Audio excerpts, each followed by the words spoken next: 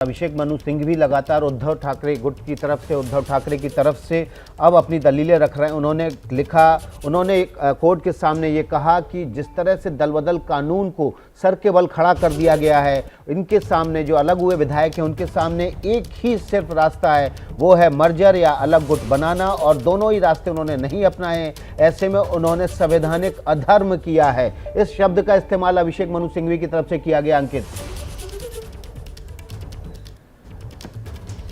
बिल्कुल, अभिषेक मनु सिंघवी हो या कपिल सिब्बल हो, वो यही बता रहे हैं कि संविधान की कैसे अनदेखी की गई। सबके बीच में अभिषेक मनु सिंघवी की एक नई दलील, वो ये कह रहे हैं कि ये जो विधायक है एकनाथ शिंदे और उनके करीबी जो विधायक हैं, वो अपनी गलती पर पर्दा ढकने के लिए चुनाव आयोग से मान्यता पाने की कोशिश कर रहे हैं। विकास, कुल मिलाकर के अगर हम जो है लबोलबाज समझें अब तक की जो दलीलें हैं, उसकी कोशिश ये है कि देखिए सुप्रीम कोर्ट में तो मामला लंबित है ही, लेकिन इस सबके बीच में केंद्रीय चुनाव आयोग में भी मामला पहुंच गया है। और केंद्रीय चुनाव आयोग में क्या मामला है, वो ये है कि असली शिवसेना किसकी, उद्धव ठाकरे की, ये एकनाथ शिंदे की। तो इसको लेकर के कहीं ऐसा ना हो कि केंद्रीय चुनाव आयोग भी कोई आदेश दे दे, और वो तो उद्धव ठाकरे गुट के लिए एक बहुत बड़ा झटका होगा, क्योंकि पार्टी भी हाथ से जाने का खतरा मंडरा रहा है। और इसी वजह से अब लगातार ये अभिषेक मनु सिंघवी हो या फिर कपिल सिब्बल ये बताने की कोशिश कर रहे हैं कि केंद्रीय चुनाव आयोग में तो इनका कोई स्टैंड है ही नहीं, और जब इन लोगों की अयोग्यता का मामला पहले से ही सुप्रीम कोर्ट में लंबित है, तो आखिर केंद्रीय चुनाव आयोग ये लोग कैसे चले गए।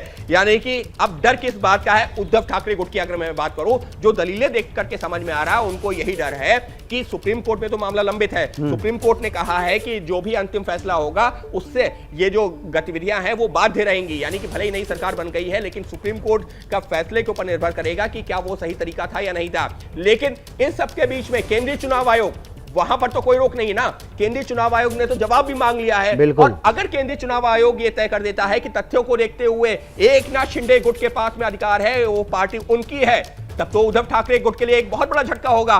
तो इस वजह से अब कोशिश ये की जा रही है कि कम से कम केंद्रीय चुनाव आयोग को भी निर्देश दे दिया जाए कि जब तक सुप्रीम कोर्ट में कोई फैसला नहीं आता, केंद्रीय चुनाव आयोग भी ना करे इस पर कोई फैसला। और इसी वजह से अभिषेक मनु सिंघवी हो या कपिल सिब्बल हो, वो कोशिश ये कर रहे हैं कि कोर्ट को यह बता सके कि जो विधायक केंद्रीय चुनाव आयोग में भी गए हैं, पार्टी के ऊपर जो है एक तरीके से अपना कब्जा बताने के लिए या ये बताने के लिए कि असली शिवसेना उनके साथ में है, तो वो भी सही नहीं है। जी विकास। बिल्कुल, और अंकित हमें जानकारी दे रहे हैं ग्राउंड जीरो से, निपुण कोर्ट रूम के भीतर हैं, लगातार अपडेट आपको सुप्रीम कोर्ट के भीतर से मिल रहा है। इस वक्त शिवसेना असली कौन सी है, क्या विधायकों की जो एक्शन था विधानसभा के भीतर, अलग होने का जो निर्णय था वो लीगल था या नहीं था, क्या वो दलबदल कानून के दायरे के बाहर है या दलबदल कानून के दायरे में रहते हुए उन्होंने जो निर्णय लिए हैं तो मर्जर नहीं किया है, ये संवैधानिक रूप से ठीक नहीं है। इसको लेकर लगातार उद्धव गुट की तरफ से और शिवसेना की तरफ से कपिल सिब्बल और अभिषेक मनु सिंघवी दलीलें रख रहे हैं।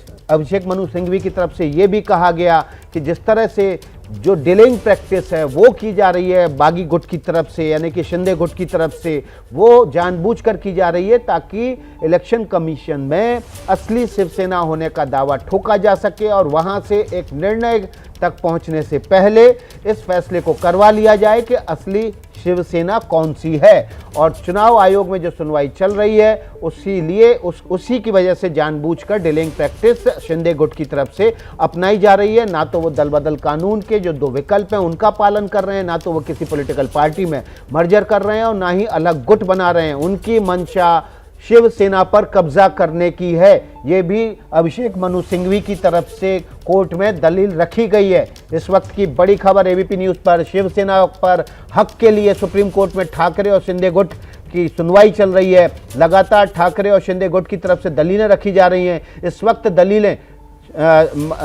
दलीलें जो है उद्धव गुट की तरफ से रखी जा रही हैं और बागी विधायकों की सदस्यता रद्द करने को लेकर उनके एक्शन को गैर संवैधानिक साबित करने की कोशिश अभिषेक मनु सिंघवी और कपिल सिब्बल की तरफ से की जा रही है। अंकित, नई कोई दलील आई सामने?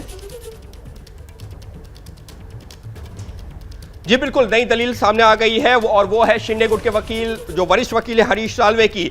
उनका यह कहना है कि जिस नेता को बहुमत का समर्थन ना हो, बात हो रही है उद्धव ठाकरे की, जिस नेता को बहुमत का समर्थन ना हो आखिर वो कैसे बना रह सकता है, क्योंकि पार्टी में 2/3 से ज्यादा विधायक अगर उद्धव ठाकरे के किसी फैसले के खिलाफ है तो अब उद्धव ठाकरे कैसे बने रह सकते हैं उस पार्टी के नेता।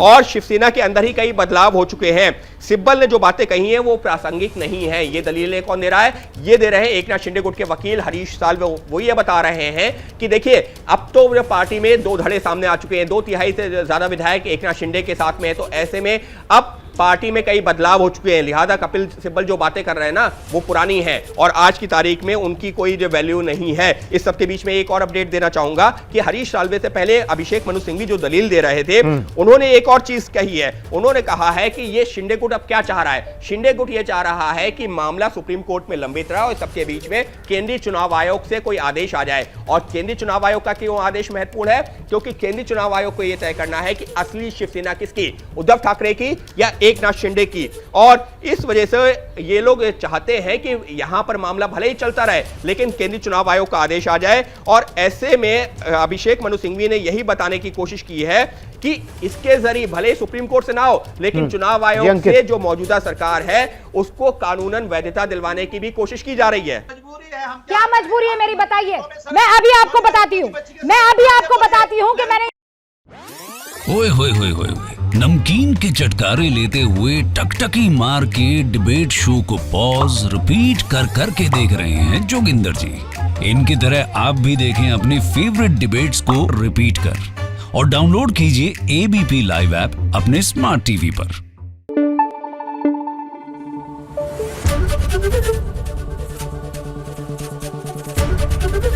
एबीपी न्यूज आपको रखे आगे।